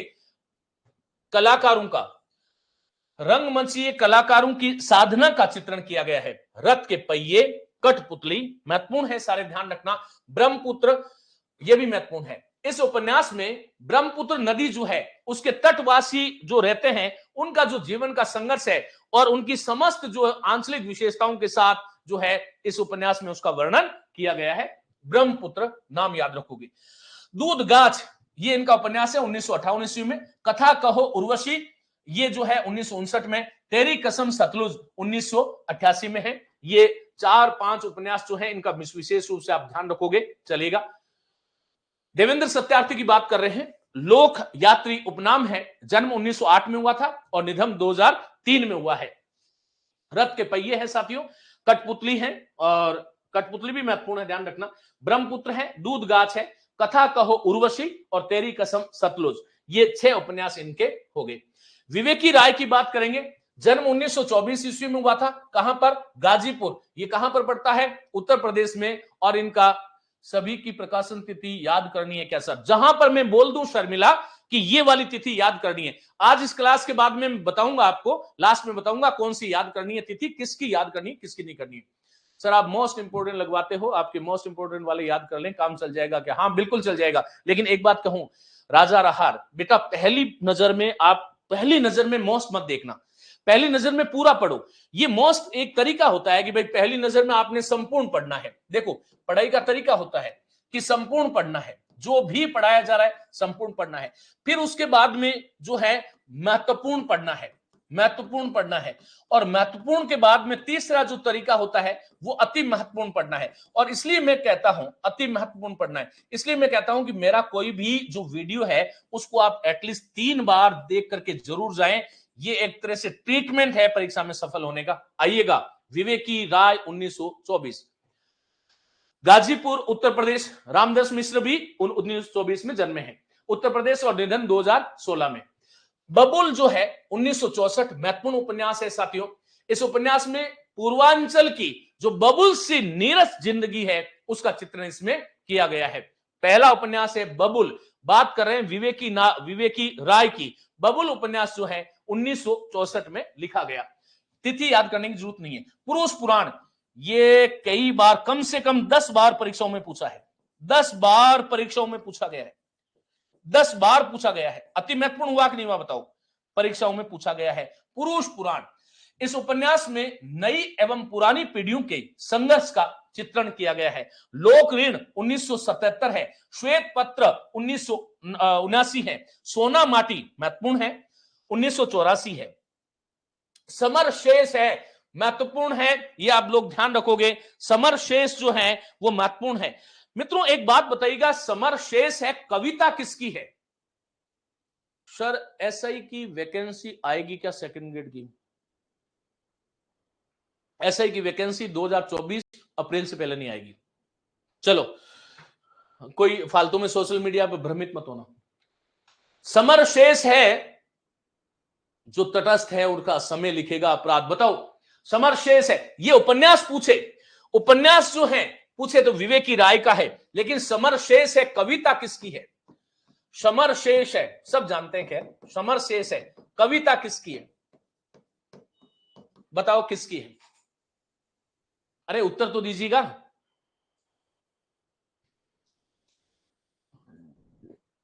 किसकी कविता बताइएगा? समर शेष है, बताओ लिखो जब तक। मित्रों 1988 में इस उपन्यास में किसानों एवं मजदूरों के शोषण का चित्रण किया गया है। समर शेष है उपन्यास में विवेकी राय ने कथ्य और शिल्प दोनों स्तरों पर अपनी रचना शक्ति का परिचय दिया है। उपन्यास के सभी प्रमुख पात्र संतोष कुमार त्रिवेदी, संतोषी पंडित, सुराज, रामराज, जयंती, जानकीनाथ संघर्षशील है। पूरा उपन्यास प्रतीकात्मक व्यंग्यार्थ शैली में लिखित है, नेट वाले याद रख लेना, प्रतीकात्मक व्यंग्यार्थ शैली में।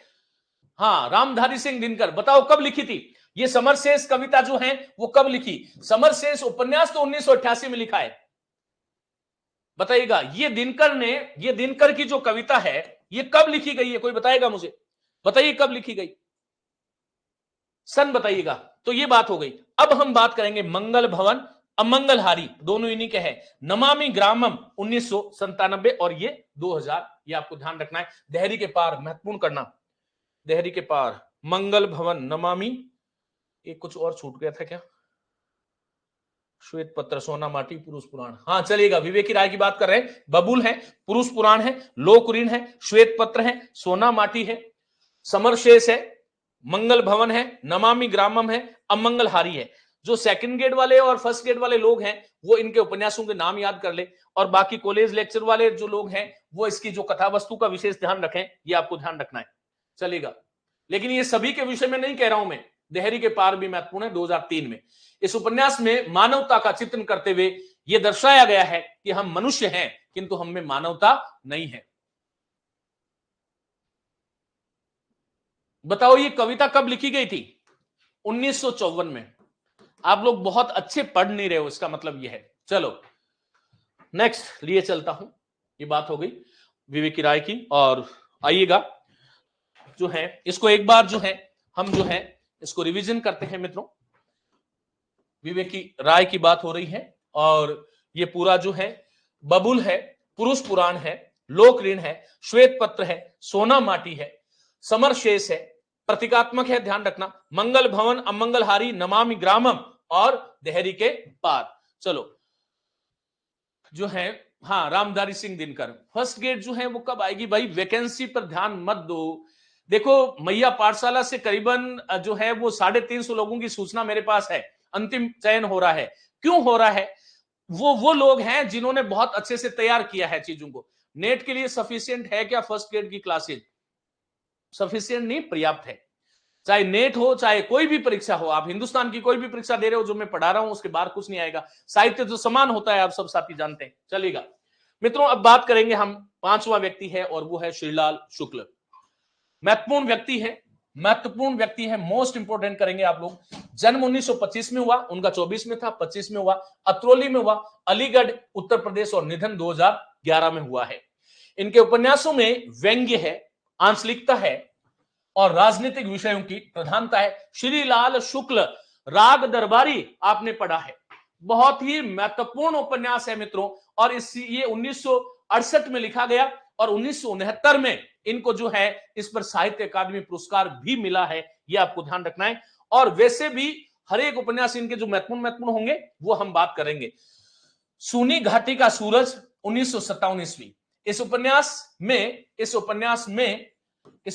में कुलीन वर्ग के प्रतिभाशाली किंतु निर्धन छात्रों की संघर्ष गाथा का चित्रण किया गया है। अभी किसी साथी ने पूछा कि ये फर्स्ट ग्रेड और नेट में पर्याप्त है क्या? तो नेट वाले साथी जो हैं उनके लिए मैं कहूंगा फर्स्ट ग्रेड में ये याद रखो, महत्वपूर्ण व्यक्ति है इसलिए इनके संबंध भी याद रखना है कि सूनी घाटी का सूरज उपन्यास श्रीलाल शुक्ल का है, 1957 ईस्वी में आया है। ये फर्स्ट ग्रेड वाले, सेकंड ग्रेड वाले ध्यान रखो, लेकिन नेट वालों को यह भी ध्यान रखना है, कॉलेज लेक्चर वालों को यह भी ध्यान रखना है कि इस उपन्यास में कुलीन वर्ग के प्रतिभाशाली किंतु निर्धन छात्रों की संघर्ष गाथा का चित्रण किया गया है। सर वो लोग हैं जो 2000 भर्ती में रह गए और लगे रहे। हाँ बिल्कुल sir, second grade new vacancy नहीं आ रही है इसलिए पढ़ाई में मन नहीं लग रहा। आप हमें समय समय मोटिवेशन देते रहें, आपके आशीर्वाद से प्रिय बच्चे। मेरे मोटिवेशन ये है कि कभी डिमोटिवेट मत रहो और समय की प्रतीक्षा मत करो। मैं तुमसे एक बात पूछ रहा हूं KR चौधरी, आप सभी मुझे प्रिय हैं, देखो मैं आपको डांट नहीं रहा, लेकिन एक बात बताओ कि यदि आज परीक्षा की डेट दिसंबर में हो, KR चौधरी हाँ ना का उत्तर दीजिएगा, दिसंबर में परीक्षा हो 2023 में, बाय द वे मान ले कि दिसंबर में परीक्षा करा देता हूं, तो फिर जो है क्या तुम इस परीक्षा के लिए जो है तैयार हैं कि हाँ सर मैं दिसंबर 2023 में पूरी तैयारी कर लूंगा? क्या तैयार है? ये मन जो है ना ये उल्लू का पट्टा है, ये कभी नहीं लगा, आज तक नहीं लगा, किसी का नहीं लगा, और ये सनातन काल से लेकर के आज तक पूरी तरह से तो किसी के वश में आया नहीं। ये आपको ध्यान रखना, चाहे कितने भी बड़े व्यक्ति हो, लेकिन इस मन को लगाना पड़ेगा, दूसरी कोई हमारे पास विकल्प नहीं है। और जिंदगी में जब आप विकल्प समाप्त कर देते हैं तो फिर आपका जीवन जो है अपने अभीष्ट को प्राप्त कर लेता है। नहीं कर सकते ना, यदि 2023 में परीक्षा तो आप नहीं दे सकते, मैं जानता हूं। तो पहली चीज ये करो कि क्या मैं इसके लिए पूरी तरह से तत्पर हूं, क्या मैं आज भी एग्जाम हो जाए मैं दे सकता हूं क्या? यदि ये चीज है तो फिर जो है परीक्षा का पूछना चाहिए, नहीं तो पूरी तरह से बेटा मैं जानता हूं ये साधना है जिसके लिए आज आप रातों जग रहे हो। आपको गर्व होगा जब आप चलेंगे ना, तब आप मेरी बातों को ध्यान रखना, आपको गर्व होगा, अरे ये वो समय था जब सर ने हमें बैठने नहीं दिया, हम लगातार लगे रहे और जीवन में सफल हो गए। बेटा कोई भी जो चीज है ना उसको प्राप्त करने के लिए पहले उसकी बराबर मेहनत कर, उसके बाद में अपने आप चीजें हो जाएगी। चलेगा, श्रीलाल शुक्ल की बात करेंगे, थोड़ा जल्दी करेंगे। सूनी घाटी का सूरज 1957 है, अज्ञातवास 1962 है। इस उपन्यास में एक व्यक्ति का अपनी पत्नी के प्रति क्रूर व्यवहार है और अंत में पश्चाताप का चित्रण उसमें किया गया है। राग दरबारी मोस्ट कितनी बार मोस्ट लगाऊं बताओ? चलेगा, तो 1968 में है। राग दरबारी उपन्यास पूर्ण रूप से व्यंग्यात्मक शैली में लिखा गया है, ये आप ध्यान रखेंगे। इस उपन्यास की कथा का केंद्र जो है ये पूछा गया है। अब ये देखो, मैंने आपको अभी अभी यहां पर कुछ कहा कि सूनी घाटी का सूरज आपको याद करना है, फर्स्ट ग्रेड सेकंड ग्रेड वालों को, नेट वालों को ये याद करना है। लेकिन चाहे कोई भी परीक्षा हो, सेकंड ग्रेड की हो, टीजीटी हो, पीजीटी हो, पूछा जा सकता है कि किस उपन्यास में, श्रीलाल शुक्ल के किस उपन्यास में शिवपालगंज की कथा को केंद्र में रखकर उपन्यास लिखा गया है, ये आपको ध्यान रखना है। नहीं सर 5-6 महीने तो चाहिए, सीटी में 187 इसलिए राजस्थान पुलिस की फिजिकल की तैयारी के साथ कर रहा हूं। बेटा मैं जानता हूं आपके लिए KR चौधरी, मैं इस बात को समझता हूं कि जब व्यक्ति के पास जीवन में जीने के लिए एक अच्छी सी नौकरी नहीं होती, जब वो असंभावित होता है, लेकिन मैं आपको बता दूं यही आपका जो काल है ना ये स्वर्ण काल है, मेरे से लिखा दो। अरे मैं जो है ना जीवन में 25 साल हो गई लगातार पढ़ा रहा हूं, 25 साल हो गई, 98 से जो है विश्वविद्यालय शिक्षा में हूं, 98 से, याद कल्पना कीजिएगा 23 साल हो गई, 25 वर्ष से पढ़ा रहा हूं और मैं जानता हूं कि मेरा वो समय स्वर्णकाल था जब मैं विद्यार्थी था, जिस समय मैंने घनघोर साधना करी थी और साधना करके मुझे यूं लगता था, मैं आपको सही बता रहा हूं, कि पाणिनि भी मेरे साथ चल रहे हैं, विवेकानंद भी मेरे साथ चल रहे हैं और मां सरस्वती भी मेरे साथ चल रही है, मेरी पुस्तकें मुझे कंठस्थ है। वो जो समय था ना मेरा स्वर्ण काल था जीवन का। आज तो जो है ना ये मैनेजमेंट करो रे भाई, उसमें ये वीडियो नहीं डला, उसमें ये नहीं डला, ये तो मैं जाने इसमें क्यों आ गया मुझे तो यही नहीं पता। मैं वास्तव में तो एक जो है पुस्तकीय जीव हूं जिसको शास्त्रों में मन लगता है, लेकिन अब परीक्षाओं में लौट गया हूं। मुझे लगा कि चलो ये मेरी जो ऊर्जा है ये भारत के युवा को यदि कहीं कोई रास्ता दे दे तो मेरे जीवन की सार्थकता इसी में होगी, ये आपको ध्यान रखना है। चलिएगा, हाँ कोई नहीं, अब की बार जो है आपका साथ दे देगा किस्मत, मैं बोल दूंगा किस्मत से। किस्मत का अर्थ है किसका मत, और लगातार साधना जो करता है उसका स्वयं का मत वो हो जाता है। बिल्कुल ध्यान दीजिएगा, मैं आपको कई बार कहता हूं कि यत्न करने पर भी काम की सिद्धि नहीं होती है, तो पूछो अपने आप से, किसी ज्योतिषी से नहीं, कि कौन सा कारण था जिसके कारण मैं सफल नहीं हुआ। चलो आप लोग पढ़वाते कम हो, बातें ज्यादा करवाते हो। राग दरबारी शिवपालगंज की कथा है और इस उपन्यास में शिवपालगंज की संस्कृति और उसके यथार्थ का चित्रण किया गया है। सीमाएं टूटती हैं 1973। आदमी का जहर, मौज कर लेना, मौज कर लेना, मौज कर लेना, आदमी का जहर याद करना। मकान 1976। पहला पड़ाव 1976। विश्रामपुर का संत महत्वपूर्ण कर लेना। इस उपन्यास में राजनीतिक पुरुषों का के पाखंड का चित्रण इसमें किया गया है। डॉक्टर नगेंद्र के अनुसार राग दरबारी उपन्यास रिपोर्टाज शैली में लिखा गया है। इस तथ्य को महत्वपूर्ण करेंगे और इसकी कथा जो है ग्राम अंचल से संबद्ध होते हुए भी यह आंचलिक उपन्यास नहीं है, ये नगेंद्र के मत है, यह ध्यान रखना, मौज करना। इस उपन्यास पर श्रीलाल शुक्ल को कौन से पर, राग दरबारी पर 1969 ईस्वी में साहित्य अकादमी पुरस्कार मिला। लेकिन एक महत्वपूर्ण बात और कि इन्हें संपूर्ण साहित्य के लिए 2011 में अमरकांत के साथ संयुक्त रूप से ज्ञानपीठ पुरस्कार जो है वो मिल जाता है। ध्यान रखना, श्रीलाल शुक्ल 2011 में निधन होता है, 2011 में ज्ञानपीठ पुरस्कार मिलता है। सूनी घाटी का सूरज, अज्ञातवास, राग दरबारी, सीमाएं टूटती है, आदमी का जेर, मकान, पहला पड़ाव, विश्रामपुर का संत जो है, ध्यान रखिएगा, चलेगा। ये सब मोस्ट इंपोर्टेंट तथ्य है। शैलेश मटियानी, जन्म 1931 अल्मोड़ा और निधन 2001 ईस्वी में। इनके उपन्यासों में प्राचीन ग्रामीण संस्कृति के प्रति लगाव की भावना अभिव्यक्त हुई है। यही कारण है कि मटियानी जी को प्रेमचंद के अधूरे स्वप्न को पूर्ण करने वाला उपन्यासकार माना जाता है।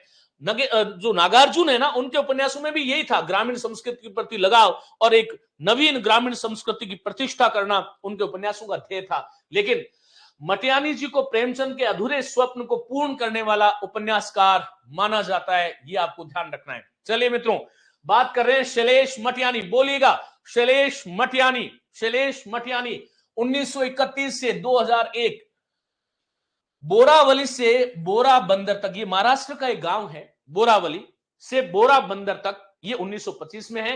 महत्वपूर्ण करोगे, कबूतर खाना जो है इसने कईयों के घर में खाना पहुंचा दिया है, समझ रहे हो ना, कई बार परीक्षा में आता है, इसलिए मोस्ट इंपोर्टेंट कर लेना, कबूतर खाना 1959 ईस्वी। किस्सा नर्मदा बेन गंगूबाई होलदार, चिट्ठी सेन, तिरिया भली ने काठ की, ये आपको ध्यान रखना है, ये महत्वपूर्ण करोगे, ये महत्वपूर्ण करोगे, बाकी पढ़ लेना। बारूद और बचूली, बारूद और बचूली, मुख सरोवर के हंस, एक मुठ सरसों, चौथी मुट्ठी, ये महत्वपूर्ण था, चिट्ठी सेन। एक मुठ सरसों, चौथी मुट्ठी, कोई अजनबी नहीं, दो बूंद जल, महत्वपूर्ण करोगे, जल तरंग, मोस्ट इंपोर्टेंट। यदि कोई पुरानी परीक्षाओं के पेपर देखता है तो उसको समझ में आ रहा है कि मैं क्या कहना चाह रहा हूं, बहुत महत्वपूर्ण है। आकाश कितना अनंत है, उत्तरकांड, मोस्ट इंपोर्टेंट। इनके बहुत सारे उपन्यास है, ये ध्यान रखना है आपको, और हमने 16 ही लिखे हैं। 52 नदियों का संगम 1981, ये इतना ही है, चलेगा।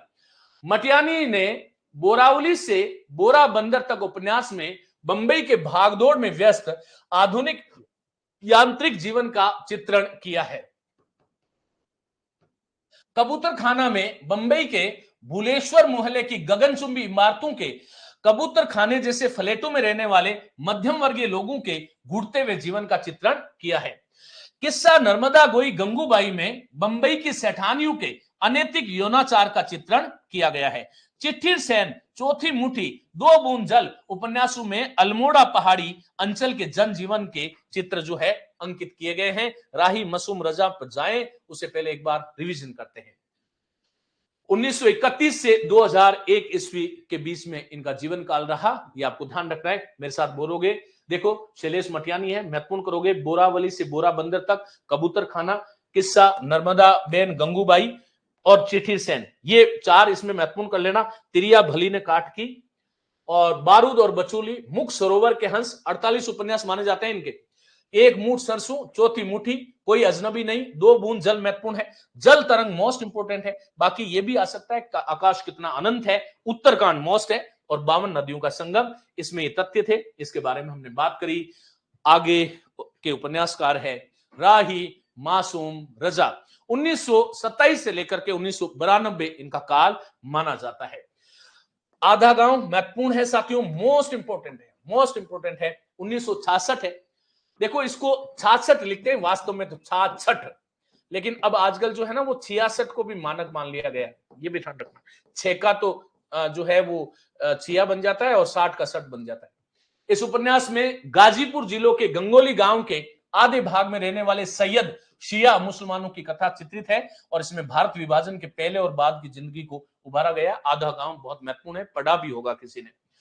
टोपी शुक्ला 1969, हिम्मत जौनपुरी 1969, ओस की बूंद, इसमें हिंदू मुस्लिम समाज के धार्मिक उन्माद का चित्रण इसमें किया गया है। दिल एक सादा कागज, पाकिस्तान में स्थानांतरित भारतीय मुसलमानों के मोहभंग की कथा इसमें चित्रित की गई है। सीन 75 पूछा जा सकता है 1975 में जब आपातकाल लागू हुआ और उसका जनजीवन पर जो प्रभाव पड़ा उसका इसमें वर्णन किया गया है।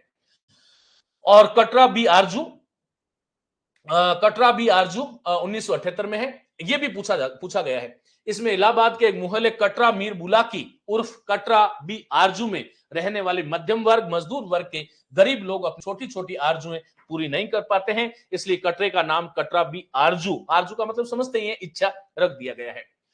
26 जून 1975 ईस्वी से लेकर मार्च 1977 मानी 2 वर्ष के मध्य देश में आपातकाल लागू था। इस अवधि में इस कटरे के लोगों को जो यातना भोगनी पड़ी थी, लेखक ने उसका चित्रण पूरी मानवीय संवेदना के साथ किया है। यह यातना पूरे देश को भोगनी पड़ी थी। कटरा तो एक प्रतीक है, लेकिन इसमें एक शब्द गलत लिख दिया गया है, वो है आपातकाल। ये आपको ध्यान रखना है, चलेगा? चलो उसमें भी सुधार कर लेना। नेक्स्ट, असंतोष के दिन 1985। और अब हम बात करेंगे शिव प्रसाद सिंह की। शिव प्रसाद सिंह की आचार संहिता लगने वाली है सब, चलिए बहुत अच्छी बात है, लगने दीजिएगा। तो मित्रों आगे हम बात करेंगे शिव प्रसाद की। 1929 से 1998 है। अलग अलग वैतरणी को महत्वपूर्ण करोगे। देखो नगेंद्र तो केवल ये एक ही उपन्यास देते हैं, इनका अलग अलग वैतरणी बस एक ही देते हैं, बाकी कुछ और उपन्यास है, ये महत्वपूर्ण है। मित्रों शिव प्रसाद सिंह जो है, इन्होंने अलग अलग वैतरणी का अर्थ आप समझते हैं, नदी होता है। इस उपन्यास में स्वतंत्रता प्राप्ति के बाद गांव में आने वाले बदलाव का बड़ा ही संश्लिष्ट चित्रण किया गया है। कथा के केंद्र में करेता गांव है, यह महत्वपूर्ण है नेट वाले विद्यार्थियों के लिए। वस्तुतः यह गांव आधुनिक भारत के सभी गांवों का प्रतिनिधित्व करता है। जमींदार उन्मूलन के बाद गांव के जीवन में बदलाव आना स्वाभाविक था, लेकिन यह बदलाव पुराने मूल्यों को तोड़कर एक तरह की रिक्तता छोड़ जाता है और नए मूल्य उस रिक्तता को भर नहीं पाते हैं। प्रमुख पात्र इसको जो है बहुत ज्यादा याद करने की जरूरत नहीं है। जगन मिसिर है, गांव का समृद्ध किसान है। शशिकांत है मास्टर, देवनाथ डॉक्टर है, खलील मियां किसान है, विपिन जमींदार का बेटा है, स्वरूप भक्त। लेकिन ये जरूर कहूंगा कि ये बहुत महत्वपूर्ण है। हाँ, ये पूछा तो ये भी गया है, शैलूष 89 में है। इस उपन्यास में कबीलाई जीवन व्यतीत करने वाले, ये महत्वपूर्ण है, नटू के जीवन संघर्ष का वर्णन किया गया। शैलूष और शिव प्रसाद सिंह के ये उपन्यास जो है वो ऐतिहासिक उपन्यास माने जाते हैं, क्योंकि हम आंचलिक उपन्यासों के क्रम में, सर मेरा अध्यापक भर्ती हिंदी से चयन हो गया है, गुजर बहुत बहुत जो है शुभकामनाएं। कौन सी भर्ती में हुआ है एक बार बताइएगा। बहुत साथी जो है इस समय सफल हो रहे हैं। शिव प्रसाद सिंह के ऐतिहासिक उपन्यास है नीला चांद, कुहरे में युद्ध, दिल्ली दूर है और वैश्वानर। ये वैश्वानर भी अभी पूछा है आरपीएससी में। तो राजेंद्र अवस्थी त्रसित की बात करेंगे, 1930 से 2009 के मध्य इनका समय है, चलेगा? लेवल सेकंड हिंदी में। बहुत शुभकामनाएं बेटा, अभी जो तुम संतोष का अनुभव कर रहे हो उसको मैं समझ सकता हूं, मेरी बहुत शुभकामनाएं। लेकिन जो कुछ पढ़ा है बस वो नहीं कि जब आप जाओगे तब उस परिवेश में आपको वास्तव में जो शिक्षक है वो मिल जाएंगे, तो उनसे थोड़ा सा जो है उनसे प्रेरणा आपको कम लेनी है। जो पेट्रोल डीजल और जो आग और जो ऊर्जा जहां से कहीं से भी मिली है, चाहे मुझसे मिली है कहीं और से मिली है, आप एक अलग जो है तारे की तरह, नक्षत्र की तरह जिस भी विद्यालय में पोस्टेड हो, विद्यार्थियों के जीवन में गुणात्मक परिवर्तन आए, ये जरूर प्रयास करना। चलो, राजेंद्र अवस्थी त्रसित 1930 से 2009। साथियों सूरज किरण की छांव, देखो वास्तव में शब्द तो किरण होता है, लेकिन उन्होंने क्योंकि लेखक ने किरण ही किया है इसलिए हमने किरण का प्रयोग नहीं किया है। ये तत्सम है, ये तद्भव है। तो सूरज किरण की छांव 1959 ईस्वी। इस उपन्यास में बस्तर जिले के गौड़ों के जीवन को केंद्र में रखा गया है, महत्वपूर्ण कर लोगे। ईसाइयों द्वारा उनका धर्म परिवर्तन कराए जाने की समस्या भी इसमें आनुषंगिक का मतलब ये होता है गौण रूप से आई है। जंगल के फूल, ये भी महत्वपूर्ण है, 1960 ईस्वी में। इस उपन्यास में भी बस्तर के गोंड जो जाति है, आदिवासी जाति, उसका इसमें वर्णन किया गया है। और वस्तुतः ये गौंड जाति जो है वो आधुनिक सभ्यता से अलग अपने वनों, घाटियों, नदी नालों, पशु पक्षियों, जो देवी देवताओं और रूढ़ियों और संस्कारों से एक तरह से जकड़ी हुई है और उसी संस्कृति में ये जो है आदिम संस्कृति में जी रही है। लेखक का मूल उद्देश्य इनकी संस्कृति, रीति रिवाजों और उनके जीवन के समग्र चित्र को सामने रखने का है। ये आपको ध्यान रखना है। बुक में इतना डीप से नहीं है। देखो, जहां पर जो चीजें नहीं है ना, वो आप उसमें जो है वो आप जरूर जो है उसमें वो कीजिएगा, नोट कीजिएगा, चलेगा। उतरते ज्वार की सीपियां, ये भी महत्वपूर्ण है। सीपियां है, सीढ़ियां नहीं है। जाने कितनी आंखें, ये भी महत्वपूर्ण है। मित्रों, इस उपन्यास में ये थोड़े महत्वपूर्ण व्यक्ति हो जाते हैं, ध्यान रखना, राजेंद्र अवस्थी रसिद, क्योंकि देखो, दो तरह के प्रश्न पत्र में आमतौर पर देखता हूं, जहां पर परीक्षक को लगता है कि विद्यार्थियों को फंसाना ही है, तो फणीश्वरनाथ रेणु नहीं देकर के वो देंगे, क्योंकि हम उसको तो पढ़ लेते हैं लेकिन इसको नहीं पढ़ते हैं, और इसलिए कहीं भी कमजोरी आपकी नहीं छोड़नी है। सूरज किरण की छांव, जंगल के फूल महत्वपूर्ण है, उभरते ज्वार की सीपियां, जाने कितनी आंखें। साथियों, ये उपन्यास जो है, बाकी में बस्तर था, इसमें बुंदेलखंड के गांव है जो उसका नाम है वीजा डोडी, उसका वर्णन किया गया है। लेखक ने यह लक्षित किया है कि द्वितीय महायुद्ध के समय तक गांव में कुछ नहीं बदला है। धार्मिक रूढ़ियां, जातिगत भेदभाव, गरीबी, दलबंदी, सब कुछ ज्यों का त्यों है। गांव में ब्राह्मण कन्या है, सुवेगा का जो है कुकर्मी युवक है, कुर्मी युवक जो है कमलापति, कुकर्मी नहीं है, कुर्मी युवक कमलापति के साथ भाग जाना सबसे बड़ी घटना है, उतनी बड़ी जितनी जापान पर एटम बम गिरना। ये भारतीय समाज में जो इस प्रकार के हम संस्कारों में ये हमारी परंपरा है, इसको आबद्ध तो रहना चाहिए, लेकिन उस घटना को बहुत बड़ा मान लिया। और लेखक व्यंग्य करते हुए कहता है कि ब्राह्मण कन्या सुवेगा का कुर्मी युवक है कमलापति के साथ भाग जाना उतनी बड़ी घटना है उस गांव के लिए, मानो कि जितना जो है जापान का जो हिरोशिमा नागासाकी जो था उसमें, क्योंकि द्वितीय विश्व युद्ध के समय हुआ था, उस पर जो है एटम बम गिरा दिया था। यह दिखाकर लेखक ने गांव की जातिगत संकीर्णता की ओर इशारा किया है। इस उपन्यास की महत्वपूर्ण बात यह आपके लिए काम की है, जातिगत संकीर्णता का और इशारा किया है। इस उपन्यास के शिल्प पर मेला अंचल का प्रभाव जो है ये महत्वपूर्ण कर लोगे, जाने कितनी आंखें। शानी महत्वपूर्ण करेंगे, शानी महत्वपूर्ण करेंगे, बहुत महत्वपूर्ण व्यक्ति हैं इस दृष्टि से कि प्रश्न आता है, ये ध्यान रखना। इनका मूल नाम जो है गुलशेद खान है, चलिएगा, गुलशेद खान। और जो है 1933 से 1995 काला जल 1965 ईस्वी में आता है। इस उपन्यास में बस्तर जिले के दो मुस्लिम परिवार, बस्तर जो है वो आतंकवादी प्रभावित जिला है, और नए नए उपन्यास जो आज भी नया उपन्यास लिख करके जो नए वाले आजकल के जो युवा लेखक है ना, वो भी प्रसिद्ध होना चाहते हैं, तो बस्तर से ही शुरुआत करते हैं भारत में। ये ध्यान रखना, ये ऐसा जिला है। इस उपन्यास में बस्तर जिले के दो मुस्लिम परिवारों की 3 पीढ़ियों का वर्णन है। दोनों परिवारों की कहानी संपन्नता से आरंभ होती है और विपन्नता में समाप्त हो जाती है। काला जल है, दोनों परिवार कर्म से टूटते जाते हैं और घुटन भरी जिंदगी जीने को विवश है। काला जल इसी घुटन टूटन का प्रतीक है।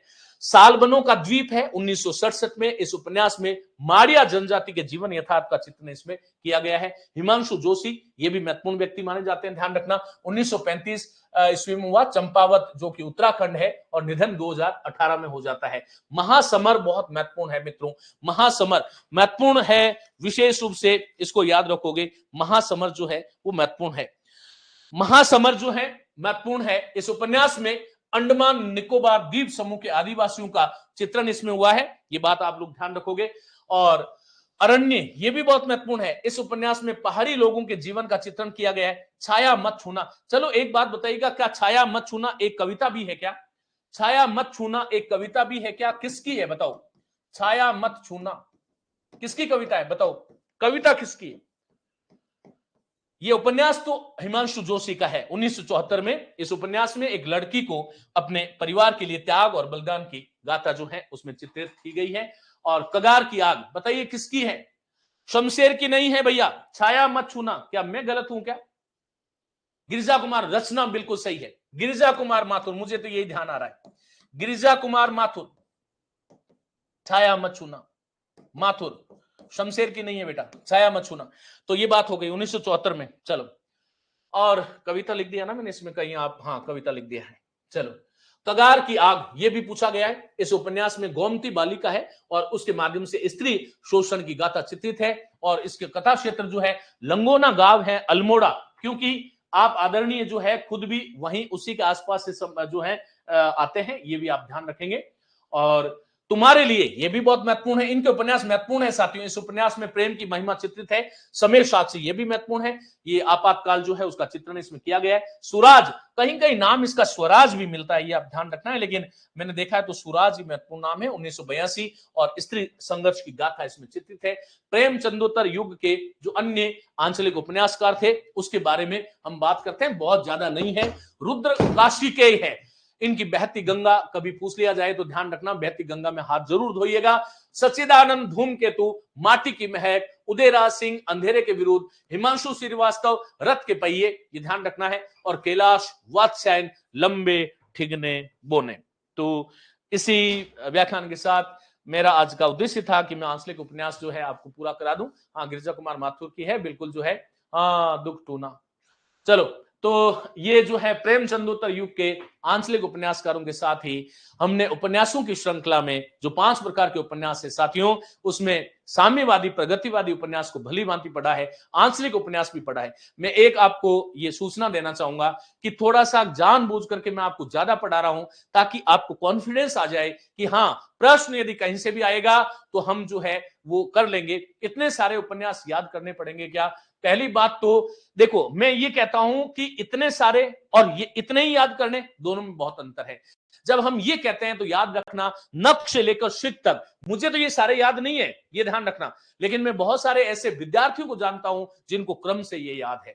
वो भी किसी न किसी मां के ही पुत्र हैं, वो भी किसी न किसी जो है उस परीक्षा की तैयारी कर, मैंने ऐसे विद्यार्थी देखे हैं कई, ये हकीकत है। और नहीं विश्वास तो बिहार में आप जो है, बिहार वाले लोग ऐसे होते हैं मानो कि वो स्कैन कर लेते हैं। अब ये बिहार वाले लोग क्यों कह रहा हूं? क्योंकि उनको पढ़ने की एक परंपरा है। हमारे थोड़ी पढ़ने की परंपरा जो है उसको हमें डालना चाहिए। जहां पर मैं महत्वपूर्ण बता रहा हूं, अब देखिएगा, जैसे ये है, अब मेरा समय हो गया साथियों, अभी आगे क्लास है, लेकिन मैं आपको ये बता देना चाहता हूं, जैसे मैंने आपको ये बताया कि भाई जो महत्वपूर्ण जो कवि है उनका तो आपको सबको, जैसे यहां से शुरुआत करता हूं, फटाफट बोलूंगा। जैसे देखिएगा, फणीश्वरनाथ, पहले तो ये याद कर लो, फिर फणीश्वरनाथ रेणु जो है ना, चाहे किसी भी स्टैंडर्ड की आप तैयारी कर रहे हैं, हर उपन्यास को सन संवत के साथ याद करना है, कथानक भी याद रखना है, चाहे किसी की भी तैयारी कर रहे हैं, ये ध्यान रखना। अब फिर उसके बाद में क्या आया? रामदरस मिश्र आए, कहां गए? हाँ, ये देखिएगा, कुछ चीजें मैं बता देता हूं। रामदरस मिश्र आए, इसमें आपको मैंने कहा ना, ये सन संवत याद करने की आवश्यकता नहीं है। और इसमें भी पानी की प्राचीर, जल टूटता हुआ, बिना दरवाजे का मकान और 20 बरस, ये 4 ही उपन्यास आपको विशेष रूप से याद करने, सन संवत याद करने की जरूरत नहीं है। देवेंद्र सत्यार्थी में ये याद नहीं करना कि 1953 में आया है। कठपुतली, ये याद रखना है कि भाई ये इनके उपन्यास है, ये आपको ध्यान रखना है। फिर उसके बाद विवेकी राय है, मैंने आपको बता दिया ना, पुरुष पुराण की डेट याद रखो, बबुल की याद रखो, बाकी जो है जरूरत नहीं है। समर शेष है, बहुत महत्वपूर्ण है, इसको याद रखना है, इनकी डेट याद करने की जरूरत नहीं है। फिर मैंने आपको कहा कि श्रीलाल शुक्ल है, इसके प्रत्येक उपन्यास का काल क्रम आपको याद होना चाहिए, ये मोस्ट व्यक्ति है उपन्यास में, ये आपको ध्यान रखना है। बाकी जहां जहां पर मैं कह रहा हूं मोस्ट है, उसको आप याद रख लो, बस बात तो यही है। शैलेश मटियानी को ये याद नहीं करना 1959 1960 मत करना, ये मैं इसकी जिम्मेदारी लेता हूं, मुझे बता देना आ जाए तो। फिर राही मासूम रजा, इनको जो है वो आपको, जैसे आधा गांव है तो याद करना पड़ेगा, 1966 है। होश की बूंद भी महत्वपूर्ण है वैसे। सीन 75 याद रखो। फिर उसके बाद में शिव प्रसाद सिंह है, इसमें ये याद रख लो, विशेष करके बात यही है। फिर उसके बाद में जो है राजेंद्र अवस्थी त्रसित जो है, उपन्यासों के नाम याद रख लो बस, सन सम्मत की जरूरत नहीं है। शानी जो है उसमें उपन्यासों के नाम याद रखो, बस ऐसे उपन्यास। अब ये याद करने की जरूरत नहीं है कि ये बहती गंगा 1952 में आया था। चलो मित्रों, तो मुझे उम्मीद है कि आपने बहुत आनंद के साथ इसको सुना है, पढ़ा है। नमस्ते, धन्यवाद। शाम को होती है क्लास आमतौर पर, और बिल्कुल निश्चिंत रहिएगा, आपको नोटिफिकेशन मिल जाता है। नहीं भी मिलता है तो मैं कोई तथ्य बाकी छोड़ता नहीं हूँ, आप पूछो लाइव क्लास में, सब कुछ तो पढ़ा रहा हूं। नमस्ते, धन्यवाद।